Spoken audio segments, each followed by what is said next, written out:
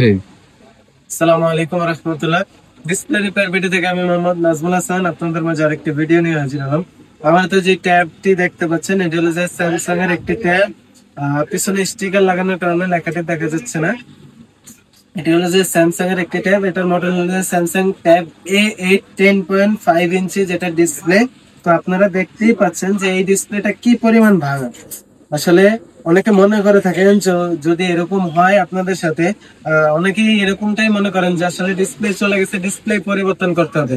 আসলে ডিসপ্লে পরিবর্তন করতে হবে না, ডিসপ্লে পরিবর্তন ছাড়াও আপনার এই ডিসপ্লেটাই কমপ্লিট করা সম্ভব যদি আপনার ডিসপ্লেটার কন্ডিশন এরকম থাকে। আপনি চাইলে দেখা গেছে যে আপনার ডিসপ্লেটা চেঞ্জ ব্যতীতই আপনার ডিসপ্লেটা আপনি পুনরায় নতুনের মতো করে নিতে পারবেন। একদম আগের মতো নতুন ডিসপ্লে যেরকম হয় এই ডিসপ্লেটাই আমরা কিছুক্ষণের ভিতরে আপনাদেরকে দেখাবো। এটার ভিতরে আরেকটা নতুন গ্লাস লাগিয়ে আমরা আপনাদেরকে দেখাবো যে এই ডিসপ্লেটা একদম নতুনের মতো হয়ে যাবে। ডিসপ্লে চেঞ্জ করতে হবে না, ডিসপ্লে চেঞ্জ করার জন্য যে অতিরিক্ত টাকা খরচও করতে হবে না, সীমিত টাকার ভিতরে আপনার ডিসপ্লেটা পুনরায় নতুনের মতো হয়ে যাবে ইনশাআল্লাহ। তো দেখতেই থাকুন, আমরা আরেকটি ভিডিওর মাধ্যমে আপনাদেরকে এটার বাকি কাজটা আমরা আপনাদেরকে দেখাবো ইনশাআল্লাহ।